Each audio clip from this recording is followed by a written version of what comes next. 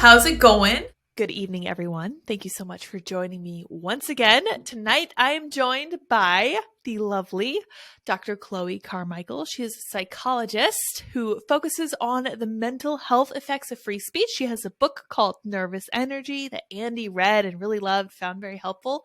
And she also writes help columns for news organizations like Newsweek. Is that correct? Do you write for other organizations, Chloe? Yeah, so Newsweek will forward me like Dear Reader questions, but also the Epic Times just started their own Actually Ask Dr. Chloe. So if people want to ask a question, they can email ask@drchloe.com. That's wonderful. I have always thought, or I've thought for a really long time, that we really need like these advice columns. And that's something that I used to enjoy reading. It's something that's not necessarily political. It doesn't have to be biased in any way, but people are looking for advice and they don't always have that solid community of people around them to ask. And sometimes they want a little bit of anonymity to ask these really weird questions too, because life is strange sometimes. Let's be honest. It's challenging and it's strange. Dr. Chloe, how are you? What have you been excited about lately? Well, besides connecting with you, it's been forever since we've really talked. And so it's really fun to see you. As you know, I moved to the free state of Florida. Yeah. And that was back in 2020, but it still feels new and exciting because I spent like 20 years in Manhattan. So I still every day kind of wake up and say, wow, we did it. We actually moved to Florida. So I'm excited about here and I'm excited about free speech and just all the things that are happening here in the free state of Florida. That's amazing. I'm very happy to hear that. I have a lot of friends who actually moved from New York and the surrounding area down to Florida who just would never ever go back, even though they find, little snakes in their house sometimes. Carol Markowitz has documented some of that, which is terrible and yet hilarious at the same time. But it seems like it's completely worth it to these people to be out of this stifling leftist environment. You're also a psychologist, so that must have been something that you felt really heavily. What is the biggest way you see free speech embraced in Florida? Well, that's interesting. And I love Carol Markowitz. I don't know her personally. I've like DM'd her once or twice and she's replied. But I have to say, I heard her say something on a show about her move to Florida that I think really captured part of what I feel is she said, people say, well, why would you move there? Like, just for Governor DeSantis, he won't be the governor forever. And she said, yeah, that's true. But what is unique here that is enduring is that the people of Florida embraced his leadership, that they embraced this culture of freedom. And so Governor DeSantis may come and go, but there's a culture of freedom here. And for me as a psychologist, one of the things that I wrote about actually in the New York Post where Carol writes, I wrote an article about free speech and mental health, the mental health benefits of free speech. So, I mean, it's hard to say, to answer your question, like what is kind of the biggest thing, because it's such an everyday thing where when you have freedom of speech, I think you have more freedom of thought. And I just feel like you can grow more in so many different ways. So I have been developing this personal theory that we're not going to see a civil war. There's not going to be any kind of conflict like we saw in the, I think, 1800s, it's called. I don't think we're going to see anything like that again. I think we're going to see like a natural separation as people move to be closer to people around whom they're comfortable. Do you see any downside to that? Do you think that's kind of how our ideological sort is going to go? You think it's going to be smooth and easy, maybe? Maybe it will. I mean, my hope, though, is actually that we'll have true diversity of thoughts and opinions. So I grew up in Michigan, which at the time was a purple state. It was a swing state. And so it was totally normal around the kitchen table that we would have people having completely opposite, strong discussions of strong opposite viewpoints. And we would still all be friends later. And so, yeah, I mean, I actually hope we don't become more siloed. But I mean, to your point, it's quite possible, that with remote working and like people might just naturally move, the blue states might get bluer, the red states might get redder. But my hope is just really for true diversity. Yeah, that is a very noble goal. I was going to say, I think that this natural selection might be the best choice for us, but in a perfect world, you're right. We would have that actual diversity of viewpoints, the actual kind of diversity, the only kind that matters, which is diversity of ideologies and ideas. So tell us more about the mental health importance of free speech. That was such an interesting topic you touched on before our conversation today. I really want to hear more about that. Yeah, well, actually, along the lines of what you were just saying about, people having diversity of thought and not necessarily always agreeing with each other and how that can be a good thing. One of the mental health benefits of free speech is that humans actually develop, like I was saying, you have freedom of thought, you can develop your thoughts more, and they also discard ideas more when they're able to have their ideas challenged and say them aloud and say, you know what, as I say this aloud, maybe it doesn't make sense, or, have good back and forth conversations. So evolutionary psychologists have speculated that one of the reasons that humans evolved to such a sophisticated species is because of our gift of language, that we can rapidly exchange information and test information and all those things. So when we stifle freedom of speech, I think in some ways, we're stifling our development. Also, for free speech and mental health, psychologists know that social support is an extremely important resiliency factor. Like if I'm assessing a patient, it's literally part of a basic assessment to indicate what kinds of relationships and social support someone has. Now, it's my view that if you're not really being yourself, you're keeping half your thoughts secret because you're afraid of being canceled. I think that that would degrade your social support. I think we would feel less, authentic and truly socially supported. So that's one reason. Another reason is that when we put our thoughts and feelings into language, it externalizes them. It actually helps us to realize our thoughts and feelings can change over time, but we can be the same person. When we don't have that, we start to feel almost like our thoughts and feelings are ourselves. And I think that's when we're more prone to that tribalism. So, I mean, I could talk all day about it. I will provide a link to my New York Post article about it as well, just in the chat, because I'm very passionate about mental health and free speech. Perfect. I love that very much. So, one of the things that I noticed, I stopped antidepressants because I did not want to rely on anything like that. I wanted to see what I could do. I wanted to see how I would feel without it. One of the things that I found when I was attempting to substitute in cognitive behavioral therapy through, I think it was his name is Dr. David Burke, was one of the things he pointed out was that your feelings are not the truth. And it sounds to me like one of the things you're saying is that having conversations about how you're feeling can help you realize that how you feel isn't the truth. It's not the be all end all. It doesn't have to be the way you feel at the moment. And that's something that I hadn't considered. And I think that a lot of people don't consider it. As we look at the left being so authoritarian and trying to clamp down on free speech, we're really failing to see, well, we're seeing them fail to grasp how it will negatively affect people's psychological stance. Do you think this is a way that they are trying to weaken people's positions in the world? Do you think it's intentional or unintentional? Well, it's so hard, for me to impute motives, to people, right? But Right. I just, as a psychologist, of course, I totally agree that our feelings are not always the truth, right? Like that's step one of cognitive behavioral therapy is we look at our belief and then we ask, is this really true? Is this really accurate?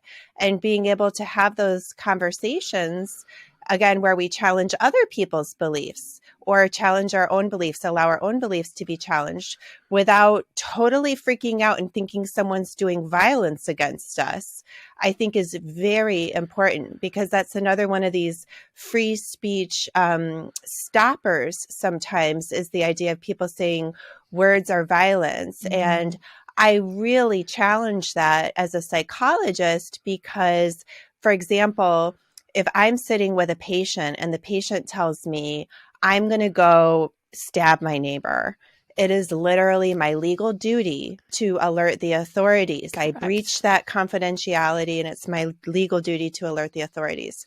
If the same patient said, I'm going to go tell my neighbor off, I would be not only not obligated to report it to the authorities, but I would be breaking the law if I broke that confidentiality and said that.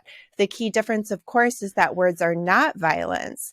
And if we allow or encourage people to react as if they're facing a true threat to their person because of words, we're doing those people a disservice. We're causing unnecessary, alarm and fear. And then we're also shutting down that really healthy dialogue that's supposed to occur where people can, exchange ideas and talk about things and even understand and accept differences, which is why for me as a psychologist, I'm so surprised that more psychologists are not into free speech, because usually psychologists are really in favor of talking it out and saying, it's, words, let's talk, let's say it. We have to say the words. Let's talk about, like, they're so into that. And then it's the same people that I feel like are oftentimes into this like safe spaces thing, which again, to me, I feel more safe knowing how somebody really feels. I don't feel safe knowing that somebody could think women are stupid, but that they just won't tell me because they're not allowed to say so. So yeah, I find the whole like idea that free speech is linked to mental health, I would find that to be just obvious, but for some reason it seems controversial. Yeah, it's just something that I hadn't heard discussed very much. Now that you mention it, of course, I'm like, oh, that makes perfect sense. Because if you don't have free speech, how are you going to tell someone what you're actually thinking? How are you going to tell someone what you're actually feeling? Do psychologists no longer believe in the concept that I first heard from Jordan Peterson of exposure therapy? Is this something they don't really like anymore? That is such a good point, Lydia. So, yeah, I mean, exposure therapy, for anyone who doesn't know, is, where suppose that I had a belief that, being around a spider would kill me. Sometimes we just have to learn by experience. So I would be just exposed to situations where I'd be in a room with a spider. And by learning, hey, you know what, I survived through that exposure therapy, it would ultimately be beneficial in destroying that maladaptive belief that being in a room with a spider will kill me. And yes, psychologists love exposure therapy. And why they can't seem to understand that the same thing should apply to being around ideas is baffling to me. In fact, they're almost doing like the opposite of that by telling people that you're not safe and we have to create safe spaces if you're around people that say things that you disagree with. I think it's such a disservice to people's mental health to propagate that, what I view as a falsehood. That's a really interesting thought and something I haven't fully thought through thus far. So my thoughts on this are going to be a little bit fresh. But do you think that it's possible psychologists realize, well, again, we don't want to assign motive, but do you think it's possible there are at least some psychologists out there who see that this is actually weakening people, but at the same time, they know that if people are in a place of compromise, they'll be more likely to rely on psychological services? Do you think this is a possible factor of like compensation? They might think that it's in their best interest to convince people that this thing that would actually strengthen people is actually bad for them. That's an interesting question. So a lot of therapists have what's called a savior complex, where they love to be, the hero, and it makes them feel so good. And I have to say, like, people with a savior complex, they're coming from a good place, like it started originally probably where they really helped someone and it just felt so good that they were looking for more experiences where that could happen. And they may even unconsciously start to create those experiences because it feels so good to be the savior.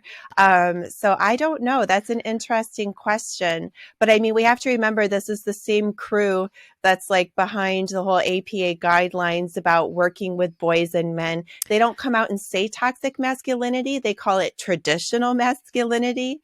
But yeah, I mean, there is something that feels like it's undermining autonomy, personal responsibility, the family, things that are typically, I think, thought of as points of resiliency or strengths.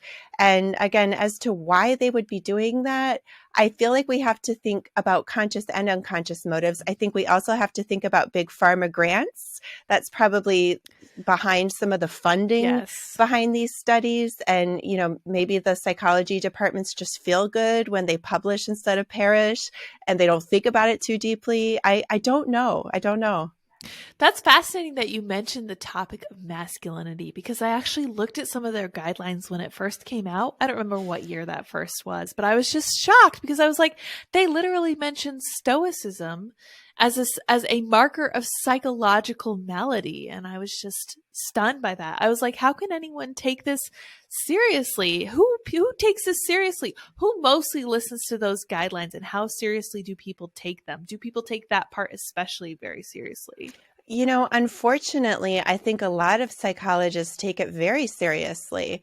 And what's really sad is that a lot of trainees don't even really have the choice really to stand up and fight and argue it, because especially when you are a trainee, you're supposed to have a little bit more of a deferential stance that kind of says, you know what, I might read or hear some things that don't really make sense to me, but I'm not yet a trained psychologist, so I'm going to kind of in good faith assume like maybe there's something here for me to learn, and so they might just kind of adopt that. I know also for me, when I was in graduate school, I used to kind of like laugh at jokes I didn't think were funny and go along with stuff that didn't make sense to me. Sometimes, again, because I was in that space of thinking maybe I just need to learn, but also it was also realizing if I don't like at least pantomime as if I agree with this professor, I'm going to sandbag my own progress getting through this department and getting my PhD. So yeah, I mean, I think that's why people who are just out of school tend to be the heaviest Kool-Aid drinkers sometimes. So, what do you think is probably the biggest effect that wokeness has had on psychology? Because I imagine that this is heavily prevalent there. What do you see as the biggest problem? Oh my goodness. I don't even know where to begin, right? I mean, so I think that there's been a lot of confusion and, and harm, obviously when trans issues, right? For example, it's really hard for even gender confused children to actually get, rational care from someone who's not just terrified of losing their license or, whatever else, as well as for the parents of those children, who are being told like, would you rather have a trans son or a dead daughter? And it's very hard for the parents. So, I mean, to me, that's one of the first fallouts. But also, again, for the trainees themselves, especially, I have to say, men. So, I've spoken to men that have been through some of these training programs. And like one of them told a story, for example, about like he happens to be a white man. And so he was in like a little, training group where, it's very normal. You'd be sitting with like 6 other therapists in training talking about your cases and just how things are going. And he was the only white man because there's these incredible initiatives that these programs have. Like a lot of times they'll waive the tuition, whatever, like, because they're trying to recruit basically anybody but, white men. Mm-hmm. And so he was in this little group and, one of the women said, she was talking about one of her patients and she was like, I just have to say, I just hate him because he's a cis white man. I just hate him. And, he said that she was basically like applauded, and Wow. now, it is true that when you're in these groups, you are supposed to, if you have a bias, it's a good thing to notice it and to talk about it. So that Right. part is good. But it wasn't that kind of a thing, he said. It wasn't where they were like, okay, good. We're so glad you're coming out with that feeling. How can we help you to move beyond that so that it doesn't interfere with the treatment? It was Right. more just like, you're so brave, for saying that. And then there was nothing further. And then it happened again like a week later. And at that point, he spoke up and he was like, I just have to ask, like, do you all hate me because I'm a white man. And he said it was really awkward. And after that, he was never invited to happy hour again. So, I Wow. mean, yeah, I think that there's like a narrowing of thought. And like, these are just a few basic examples, but even me, like I was in school over a decade ago, and I remember just all kinds of, whether it be cultural issues, questions, things you couldn't ask, things you couldn't say, opinions you had to have, even jokes about current politicians. If you didn't agree with the professors, they made it seem like, well, you must be a bigot, you know? So Mm. it's, to me, it's very sad and very scary, especially with such a subjective, soft science like psychology, to see so much, room for bias going unchecked. That is scary. I agree. And I'm very sorry to hear that that guy was exposed to that. That strikes me as awful. I think that this is going to continue to be an issue until people start to notice it. And even then, I'm not sure that it's going to be kind of stopped until it's done serious damage, which makes me really sad. So, are there groups of psychologists who are like relatively sane, people who are kind of bucking this woke ideology? Is there maybe like a, I don't know, like a working organization of counselors or shrinks, for lack of a better word, who are willing to say, yeah, we don't like this stuff. Can we kind of push back on it subtly? Can we kind of say Yes, this is wrong? I'm going to chat a link to it right now. So a friend of mine is actually starting something, and he actually has funding from Peter Thiel, Oh, cool. which is pretty Oh, exciting. So it's the opentherapyinstitute.org. I just put it in chat. awesome. So, do you think that would be a good way to like find a therapist who's not fully bought into this stuff? It would be a good starting point. I think that they only have therapists pretty much like in the New York area, but I Yeah. think that they're trying to grow. I think there's also a website if people want to Google like conservative therapists network or something. There is some kind of a website, but it's hard statistically to find one because I think it's like literally 90%. Don't quote me on the exact, but I mean, it's a fact. If you look at the political affiliations of, therapists, it's pretty heavily left. So it's just hard to find because there's not very many. Right. That makes sense too. So, I don't know if you're familiar. I don't think many people are familiar with, but this is something that I've really enjoyed looking over the past few years. There is a research group called Verdant Labs, and they have done research into what, why can't I think of the word?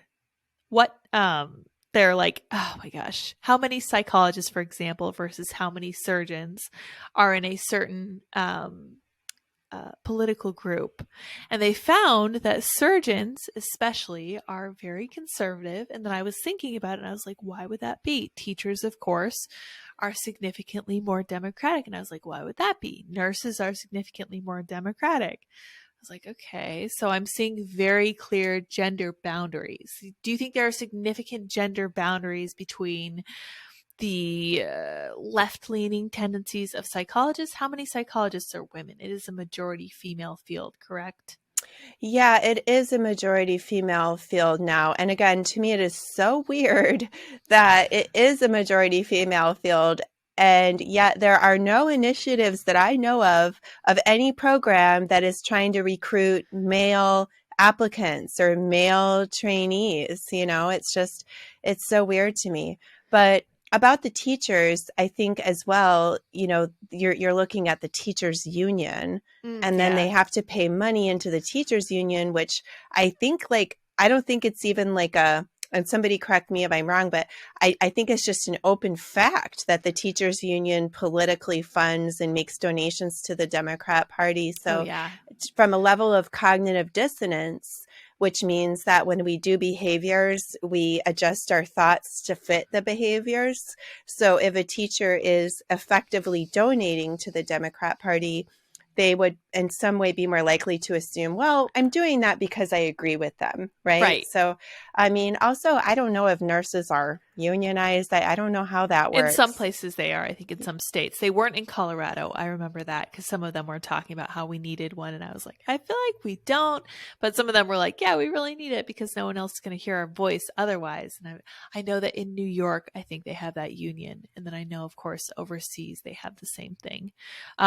So unions are less of a factor for nurses. I think it's just pretty much down to the gender distinctions between like for like the political affiliation. I believe that's all it really is, Which I don't understand. You know, that's an interesting question. I know that women are higher on levels of agreeableness. So like just on a personality trait level. And, you know, since obviously I don't think it's a disputed fact that the majority of mainstream media is liberal, does have a leftist, you know, more tone to it, which I think they would even actually say proudly and agree. They would be like, oh yeah, we're certainly not on the right. You know, they yeah. would openly embrace that they're more on the left. And again, knowing that women are more agreeable, I mean, that might be a factor. I just don't know because I can't think of a reason why. I guess the Democrat Party paints themselves sometimes as saying like, well, we're the more compassionate Oh party. yeah. I think you could ask some questions about like that, like if their policies have actually really truly helped and lifted up and empowered, you know, the communities that they're trying to help. Like, so let's look at every blue city in America and see if it's really helping and Thriving. lifting up Yeah. minorities, you know. But I think that if you just take it at face value and you say, well, I'm a compassionate person and this party packages itself as the more compassionate party, and so check the box. I don't know. Right. I think so. I think have thought about this a lot. I think that women prefer the Democratic Party because women are more safety oriented than men, of course, because without the influence of testosterone, women tend to be a little more cautious, which means that they are going to be in favor of policies like gun control that are packaged as this will keep people safe. Whereas the slightly more aggressive, slightly less agreeable stance would be, okay, in order to keep people safe, we need to meet, fire with fire. And then the other thing too is that women are very kind of open minded. They think, from my understanding, I'm not an evolutionary biologist, but from my understanding, women, as you probably know, have a greater tendency to be bisexual, probably because of polygamy in the past. And this also means that they're more generous and open minded, and they tend to be like more willing to try to shelter people almost from like a maternal perspective. And I think this makes them agree with the Democrat positions on less stringent border control.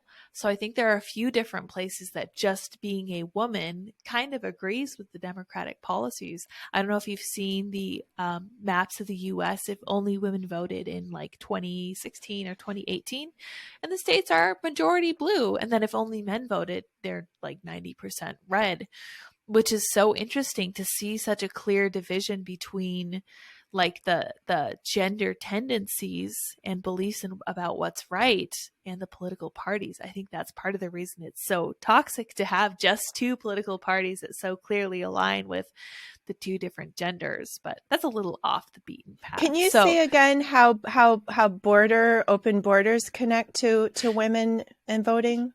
yeah, so one of the things that we saw in Sweden was that women, especially who did not have children, were very much in favor of open borders because they looked at the state of the world and they were like, there's so much pain and there's so much suffering, and I really want to help. I want to shelter and I want to provide assistance to Nurturing. people. Right. But I don't have my own children. So we need to allow these people into our country, which ends up not being a positive thing if those people are hugely culturally different from you and have a hard time integrating, or who don't have your country's best interest at heart.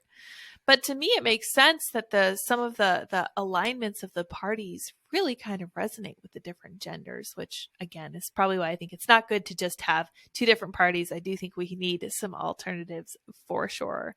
But so what are some of the ways you think that psychology and psychologists can help actually create positive masculinity? Do you think there's a role for them when it comes to the difficulties that men face? Well, yeah, I mean, I feel like there should be, but again, I think that there's so much bias and everything else right now, that it would be hard. I mean, if I were a man, it would be impossible, not impossible, but it would be very hard to find a therapist that I felt like I could actually really trust, you know. But I mean, a lot of the things that APA report on men and masculinity kind of seem to be downing, like you said, stoicism, or, you know, a sense of competition, all of these things. To me, as a psychologist, I think that those things can actually be great. Like, we don't want to be stoic to the point where we're in denial about our feelings and we never unpack them. Right. But it actually is important to be able to put your feelings aside and just get a job done sometimes. And there's no, you know, room for emotion. There's no crying in baseball, right? But Yeah. then that doesn't mean that later on after the game, it doesn't, you know, it's good to like reconnect and kind of process, you know, some of the feelings that you had about it. But I mean, I think also with men, they're really at a disadvantage in psychology because psychologists also don't want to acknowledge some of the basic truths, even about intelligence, right? So Mm, it's not up for dispute, right? That men and women do have generally equal mean scores of intelligence. correct. However, the bell curve distribution is different for Yeah. men and women. There's a lot more women in the average intelligence space, and there's a lot more men in the genius space. And there's a lot more men in the very low intelligence space. Right. And when you average them all together, they all average out. But when we then ask ourselves, like, well, why would men be, you know, overrepresented, right, in certain jobs that might require, you know, a certain type of mindset? Or again, looking at women that we might want to stay home. We might, like for me, since I've become a mom, I've not worked nearly as much at all. And that's in part thanks to my husband Right. who supports me. And but again, for men right now that say want to take care of a wife and children, they're almost pathologized as, you know, trying to keep her down or, you know, trying to control her. So, I mean, it's hard to answer your question. Like, I feel like there's so much that psychology could do for everybody, but it has to be done without a political agenda. Hmm. Yeah, and I could argue that it has to come from a starting point of truth. Like you have to start with the understanding that men and women are different, that they have the different, IQ distributions. You're going to have more, male rocket scientists, and you're also going to have more male prisoners. But that also means you're going to have more female, just run of the mill, just ladies who get stuff done and cooperate with other people, and both necessary components of a society. But if we don't acknowledge that, I don't think we're going to make any kind of progress. Do you think there's something that men could do physically that would form kind of a similar mental fortitude as talk therapy? Because I've always kind of thought that talk therapy is might fundamentally be wrong for men because men don't seem to get as much out of talking as women. Is there something physical they could do instead? Okay, so yes, I definitely think, you know, many studies have shown, for example, that even like good regular exercise can help the brain as much as antidepressants. Now, that said, before I personally wouldn't fully accept the idea that talk therapy can't help men. But I would say that I think it needs to be perhaps approached a little bit differently. My practice is unique in the fact that it's about 50-50 male female. Most, you know, therapy offices are heavily skewed female. And that's especially unique at my office because I don't treat anything to do with substance abuse disorders or anything to do with anyone who becomes any kind of physical danger to self or others. So especially with those exclusions, it's very unusual that I would have 50-50 practice. And I'll tell you why. I think the difference is that men are going to be more goal oriented and more action oriented, Yes. which I just happen to be myself. So when people come, I'm not going to just be like, oh, well, you're sad. Let's sit with that feeling. I'm going to be like, okay, well, what contributed to that? How can we change that? What can be your homework for next week? And then when they arrive, I don't exactly have a coach's whistle and a clipboard, but I almost do. And I'm like, Yeah. okay, like, let's get into it. Did you do your homework? If not, why not? Like, and I do think that there's a tendency to actually pathologize even my approach to therapy. Back in graduate school, I got a lot of dirty, looks from professors, so to speak, about, Really? pushing clients into change. And I get it. Like, there's such a thing as going overboard. I fully understand that.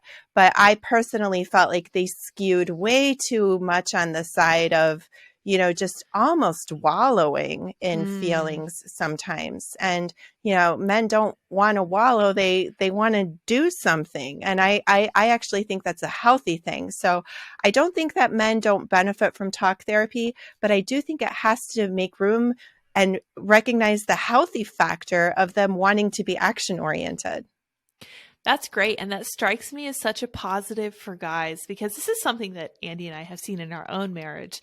I'll have a problem. I'll be annoyed. I just want to kind of like mull over it and I need some time to think about it. And he's like, all right, so how are you going to fix it? And I'm like, I don't want to fix it. Not yet. Not yet. And we were talking to our counselor lady, our marriage counselor lady, because we're like, all right, we have life goals. We're going to meet here soon. And we really want to get all this stuff lined up. We need to figure out how to communicate well. So we were finding that there are just such clear gender differences. And I was so grateful to our counselor because she was so willing to say, that might just be because he's a man and you're a woman. And I was like, oh, that's kind of rare, isn't it? For people to be willing to say there are distinct differences between the genders and how they communicate. And it made me worry about what psychology is going to lose from this conversation about this confusion about gender. Like, there's such an important role that plays there. I think we're going to do everyone a disservice by stopping recognizing that. Do you see that being a big problem currently or down the road? Or have you guys already kind of overcome that? No, I think it's a huge problem. I mean, to recognize and even honor the differences, right? I mean, to take an extreme case in point, to tell a bunch of high school or college girls, hey, this man's going to be, changing in your bathroom because, he says that he's a woman. And if you don't like it, we're not going to come to your aid and support you and recognize this challenge that is being foisted upon you. We're going to tell you to check your bigotry or whatever. I mean, so that's kind of like an extreme example of how a failure to notice and acknowledge the differences between men and women could be psychologically harmful potentially. Yeah. But even what I've noticed, and I've talked about this with other people from that organization, the Open Therapy Institute, is there is a willingness in psychology. Usually, this is just kind of our experience to talk about the differences if they are positive about women and negative about men, but to never talk about the differences if they are positive about men and in any way negative about women, right? So for example, you might say, girls tend to have stronger verbal skills. They score bigger or they score better on, such and such and such and such and, girl power. But if you say, boys tend to score better on such and such, it's I always followed know. by, there's probably a lot of bias in the classroom. And that's why this is happening because we need to lift up the girls, or, to talk about like psychological skills, like again, like, well, women are, in touch with their emotions and they'll talk about them, etc. But to say like, well, women may, ruminate more, or, the men may, again, pathologizing stoicism instead of saying, men are actually really good at being able to just, get through challenging situations and they can really be a rock for the people around them. And we need to make sure we're supporting them and giving them chances to unwind as well as to feel appreciated. The conversation never goes that way. Yeah, that's frustrating to hear, but at the same time, it doesn't surprise me, unfortunately, because this is kind of this left leaning profession, which is too bad because I personally love the differences between the genders. I find that, especially in like a healthy marriage, you can see the differences really clearly and you can see exactly how you're helping each other fulfill these goals. Like you are literally in every conceivable way helping each other do the things that you yourself aren't capable of doing. So pretty much everything that I'm weak at, Andy can come in and be good with. And then this other stuff that he's maybe not so adept with, I'm quite ready to talk about. Like I'm ready to figure out for him, which is like the epitome of teamwork. And it really makes me sad because when the genders work together like that, I think that there's so much strength to it. Now, have you found that conservatives kind of tend to discard this notion of psychological difficulty? In my upbringing, my super conservative upbringing, I've kind of seen this idea that you just need to pull yourself up by your bootstraps. Don't worry about any of that stuff. Don't worry about how it makes you feel. But at the end of the day, when you sit down and you're thinking, you're like, I'm really drained. I don't understand why I've been following all of these conservative tenets and I'm supposed to be able to discount all of this stuff. Do you think that's because conservatives are majority male? Do you think that might be kind of skewing the conservative side more toward maleness? Is this resistance to really taking psychological factors into account? Do you understand what I'm trying to say here? Yeah, I mean, that's a really good question. I mean, so there does tend to be more of an emphasis, just statistically speaking, on personal responsibility amongst conservatives than amongst liberals, right? And so you can take anything too far. And so if you take personal responsibility too far, and you don't make room for people just needing support or needing time to talk through and acknowledge their emotions, then obviously that's not good. I think also there is kind of an inherent distrust of psychology amongst conservatives for reasons that, again, I can actually kind of understand, Yeah. because as we've been discussing about like the pathologizing of traditional masculinity, I think also there's this push to pathologize just the normal human experience. So, like, for example, with my book, Nervous Energy, Harness the Power of Your Anxiety, it's unique because it's looking at saying, here's what the healthy function of anxiety is. The healthy function is to stimulate preparation behaviors. And so instead of saying like, oh, well, somebody has anxiety, let's give them a note to stay home from school and let's give them, lots of accommodations. My book is more about saying, okay, well, yes, we're supposed to have anxiety. Mother Nature gives us anxiety as a little tickle to help us get things done. Let's just make sure we're using it appropriately. Here are some techniques to shape it and use it constructively. I think if psychology would take that perspective a little bit more instead of medicalizing and monetizing Yes. so much of regular human experience, I think that they would probably be accepted a little bit more globally, across the left and right. But there does, I think, tend to be almost sometimes a de-emphasis of personal responsibility to the point where, like, we'll be looking at, say, depression or anxiety, and we're just saying like, oh, well, you're born with this condition, almost as if it's like having diabetes or something. Like, I mean, even with diabetes, to a certain degree, you can make lifestyle choices that Right. will affect the outcome. But even with especially anxiety and depression, a lot of those feelings are just part of what this normal spectrum, the normal human spectrum of emotions. And we just need to learn how to use them for their healthy purpose and to get help if we need it, or even if we just want it. Like, I'm a Right. psychologist. I see a therapist and a coach. I'm all in favor of those things. But I think it's nice when we can allow people to do that and let them know you're a healthy, strong person. You're seeing this therapist or coach because it helps you and you want to, but not because, you have a disease per se.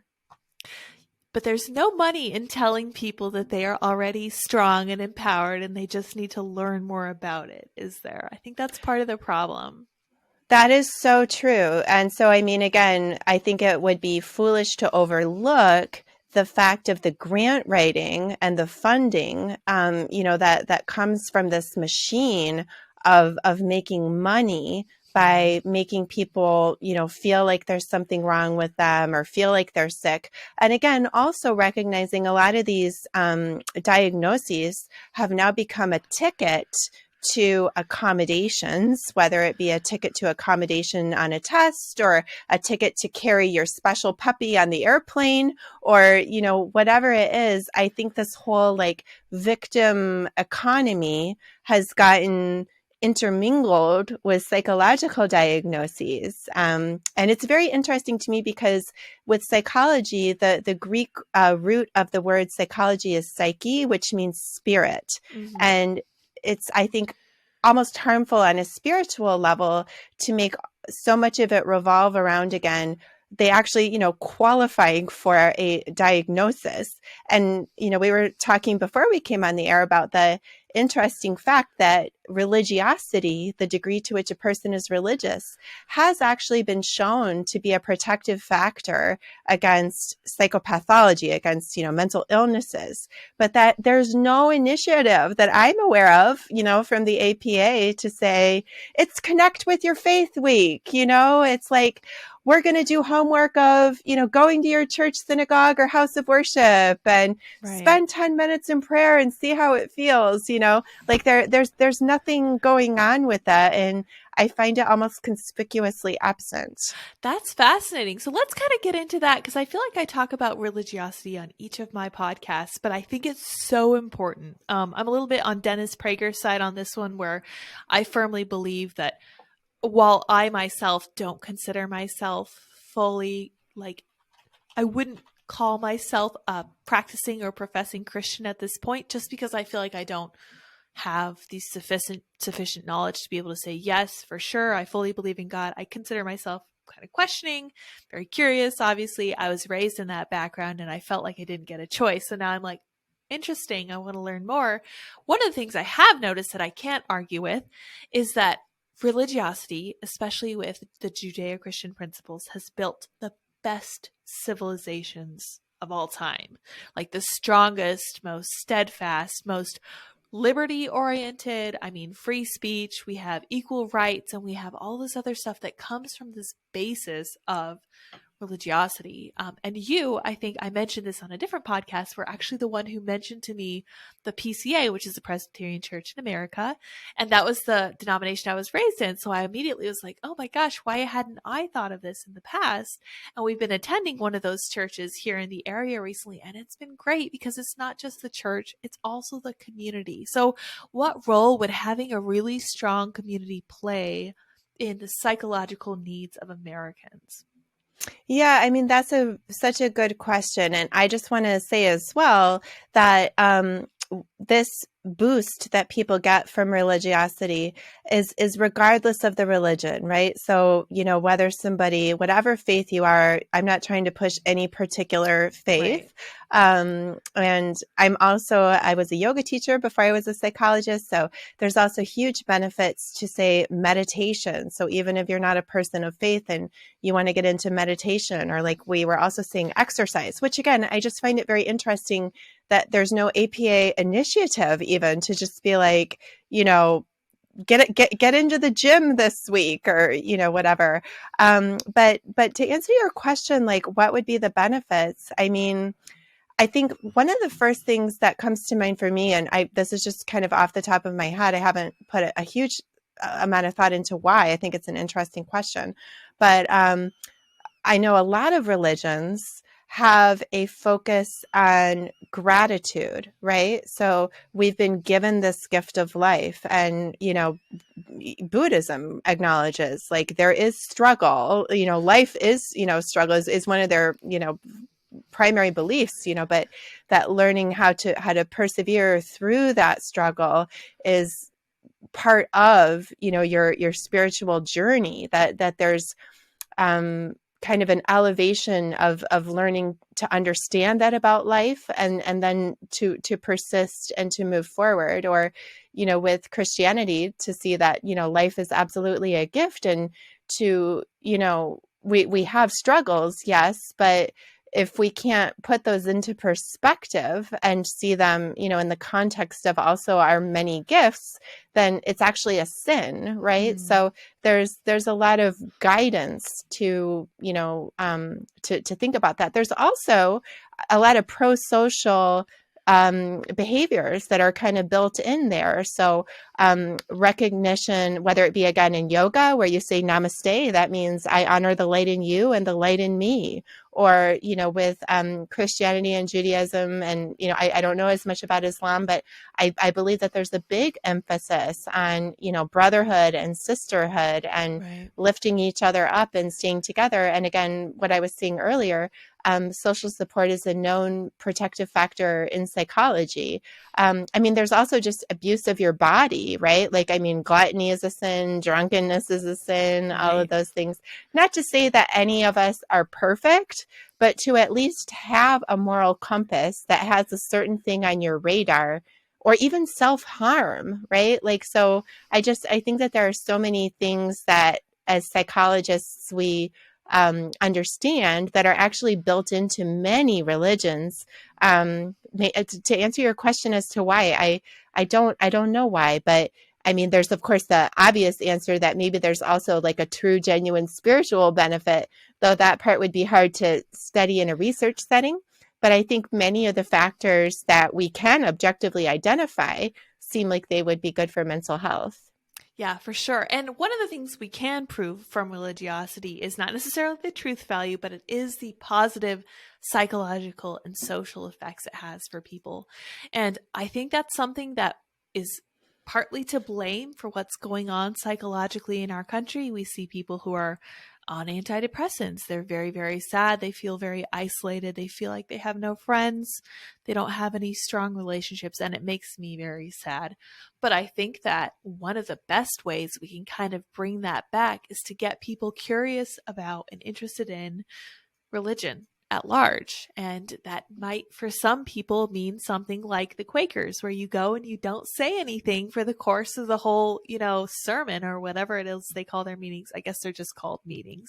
We only went to one, so I don't have a full spectrum on it. But it's a very different, interesting approach to other religions. And if you look at the net positive from all these different religions, it's not really something that's even debatable. It's definitely a positive. And when we removed that from our lives and we said we don't really need that, it's kind of restrictive. I feel like we all suffered for it, which is too bad, because I would like for us to be happy. I would really, really be happy if fewer women were on antidepressants. Do you think that this explosion of middle-aged women, especially who are alcoholic and or on antidepressants, do you think that's due to feminism, or are there other factors that psychologists could be pushing back against?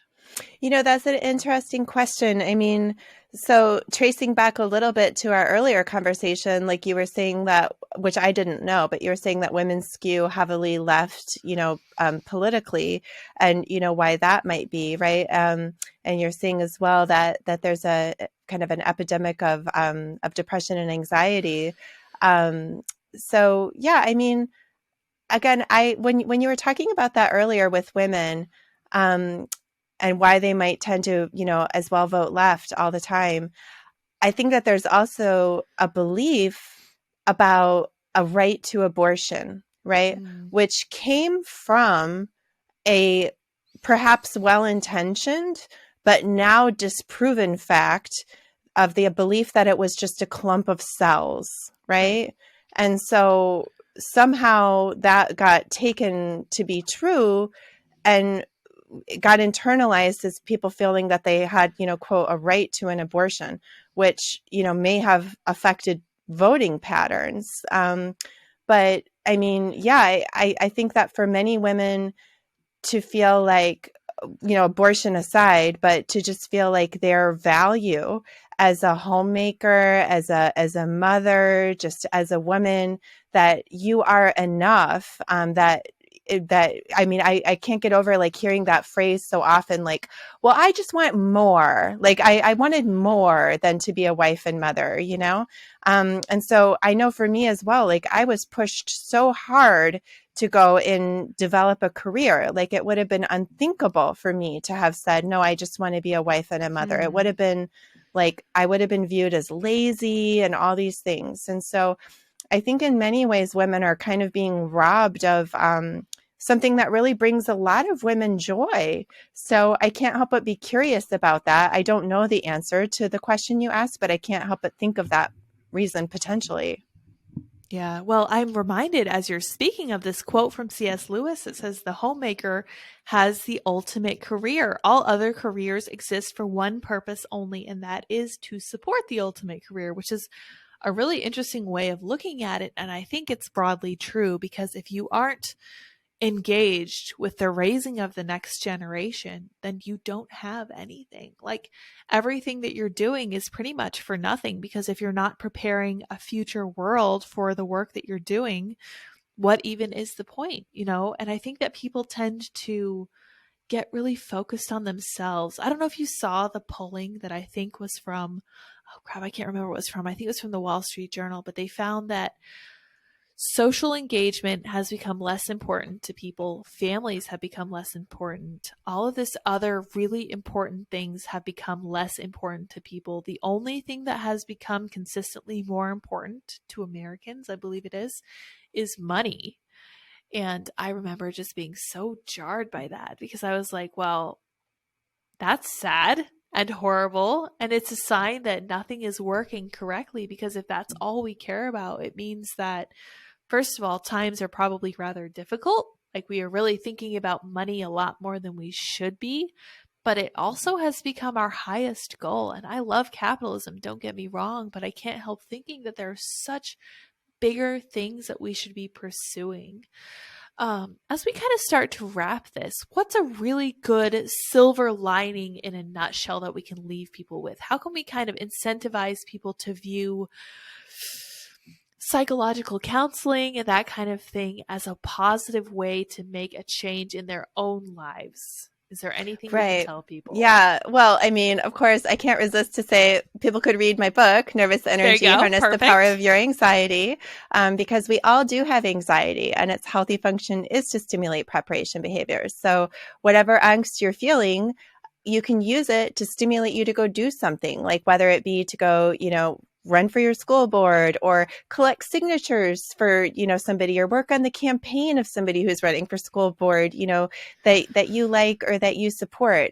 The hallmark feature of depression is helplessness. So we just want to make sure whatever we do that we're active and engaged. And I mean, certainly as well on the positive side, I think is the fact that we can be right here speaking, by video. Like to me, one of the incredible things that has happened with, the internet and YouTube and all these things is that we can connect like never before. It used to be that if the liberal media and the APA wanted to put out a certain narrative, you would just have to go along with it. And one of the, classic features of an abuser is to isolate the victim and make them think that, nobody supports them. And it used to be a lot easier for that to be done before we had, the ability to just push a button, get online and talk together and amass as many people as want to watch and want to hit the share button and all be together. So that's the positive side.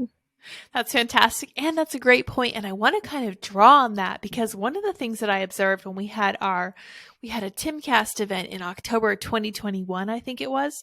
One of the things that I hope other people remember, because I certainly do, that I addressed a large crowd of people, and it was a little intimidating, but I was like, you know what? They want you to think that you are alone. Like you're saying, even with the internet, they want you to believe that you are an extremist and you are a crazy person and no one thinks like you do.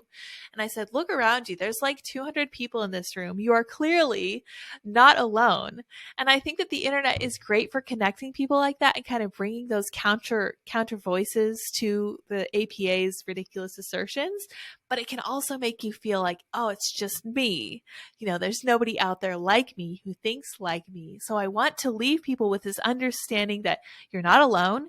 It's in the mainstream media's best interest to make you think that you are alone. They want you to believe that nobody shares your views. That's not correct. And I think that one of the biggest things you can take from Chloe especially is that you can take power, you can take control over your own life. Like you can actually step up to your anxiety and you can step up to your depression and say, okay, so it sounds like I'm believing a lie. What's going on here? How can I address it? Are there ways that I can adjust my own thinking to change how I think about anxiety? Are there ways that I can kind of use it instead of feeling helpless, powerless against it? I would really recommend everyone check out Nervous Energy because like Andy was saying before the show, he read it and he really enjoyed it. It's very useful for him. And it's not your run-of-the-mill self-help book. It's actually giving you empowering tools to kind of tackle your issues. So as we're closing up, Dr. Chloe, where can people find you? Thank you so much, Lydia. I just want to say I really appreciate that. And they can go to nervousenergybook.com if they want to learn more about the book, or I also put in the links or in the chat, drchloe.com/hello, if they want to just follow me on social media and just to stay in touch. Perfect. Okay, yes, I will make sure that all of these links get into the description of the video itself, and anybody can check out the description. So down below, you open up the little thing, you have to expand it, and then you can see all the links that Dr. Chloe shared with us. And we will include the OpenTherapyInstitute.org, which is partly funded by Peter Thiel, which is very exciting. I can't wait to look into that for sure. Dr. Chloe, thank you so much for chatting with us today. It's always great to reconnect with you, and I feel like we're going to have to do this more often. So if anything interesting comes up across your radar, definitely reach out to me. I'd love to chat with you about it. And maybe we could take some questions from the audience. That would be really fun too. I would love that. I won't put you out on a limb, but if you'd like to do it, that might be something to consider doing for sure. I would totally love it. Awesome. And I love that too. I used to love reading those advice columns because I was like, man, my problems are weird, but these people's problems are also strange. So maybe we're all just a little bit weird and looking at life a little bit differently. So again, thank you so much for joining me, Dr. Chloe. I appreciate it. It was my pleasure. Thanks again. So take care. Yeah. Bye. And thank you everybody in the audience for joining us too. Until next time, I will see you all then. Bye, guys.